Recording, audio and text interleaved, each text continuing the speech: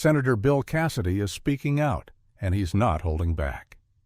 In a strong rebuke, Cassidy slammed proposed Social Security cuts, calling them anti-worker, anti-patient, and anti-family.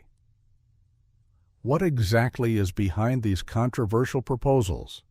And why is Cassidy drawing such a hard line? Stay with us as we break it all down. Don't forget to subscribe to the channel, hit the notification bell, and drop your thoughts in the comments below. Watch until the end to get the main details and click the subscribe button and activate the bell so you don't miss the latest reports. United here. Everybody wants the motto of my office, we want to be pro-family, pro-worker, pro-patient. I think each of you could say that. Now the question is, how do we get there? And we want that person, our fellow American, to retire with adequate benefits. As an aside, by the way, Ms. Friedman, I agree with you regarding social. And one thing that we've ignored so far is that in 8 years, there'll be a 20% cut by law in social benefits. Senator Kaine and I have a bipartisan bill that would attempt to address that, even increasing benefits for those at the lower income scale. That's not this committee, but I just want to mention that because Social Security getting a cut of 20% would be anti-worker, anti-patient, anti-family. So that said, now I'm going to speak to the two of you, please. Senator Sanders pointed out some things we should be concerned about. Increasing wage inequality, disparity. And his prescription is, as we heard.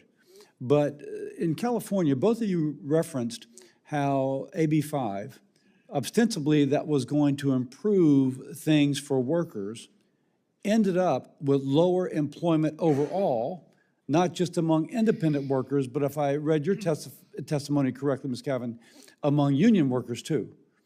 Yeah, so why don't you start, Ms. Cavan, real quickly, because I only have limited time, and just speak to what seemed to be, oh, we're addressing this, and probably California has the greatest disparity between CEOs and workers.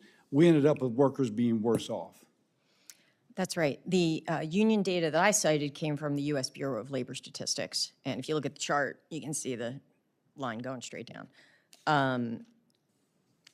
Talking about what I said in my opening statement about I went freelance because I thought I could earn more money, accurate. That turned out to be true for me, and it turns out to be true for a lot of people. One of the most recent studies that just came out on that was Upwork. They looked at the skilled freelancers who are performing knowledge work. We brought in about $1.5 trillion in 2024, and more than a quarter of us in the United States are freelance. Those who earn exclusively through freelance work report a median income of $85,000, surpassing their full-time employee counterparts at $80,000.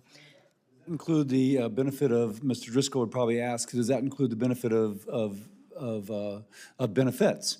If you say 20% of your income goes towards benefits, is that 85K accounting in that differential, accounting for the fact that the person who's full-time employed has benefits as well? Well, we have to pay for we don't get access to those good, juicy group rate plans. That's what you're trying to fix, and Senator Paul is trying to fix for us.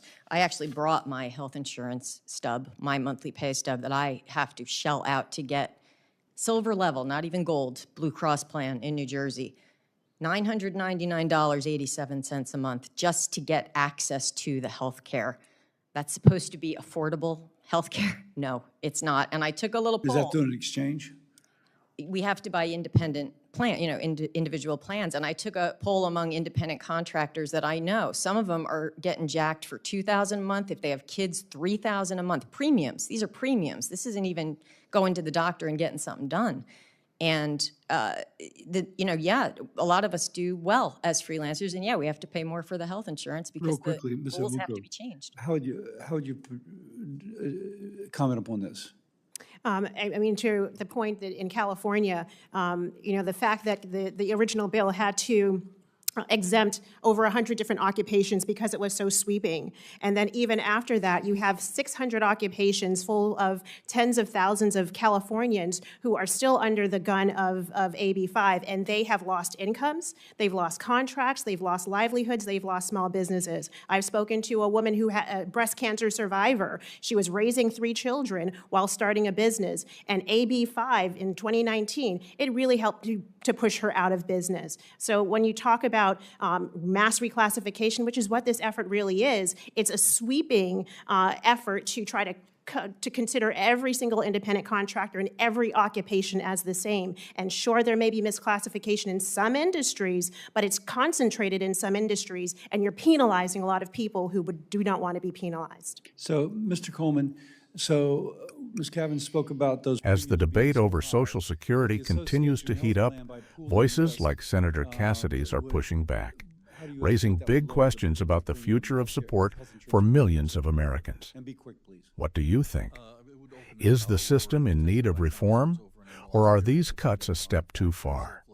We want to hear from you, so leave your thoughts in the comments below. And if you found this report valuable, make sure to like the video, subscribe to the channel, and turn on notifications so you never miss an update. Thanks for watching, and stay informed.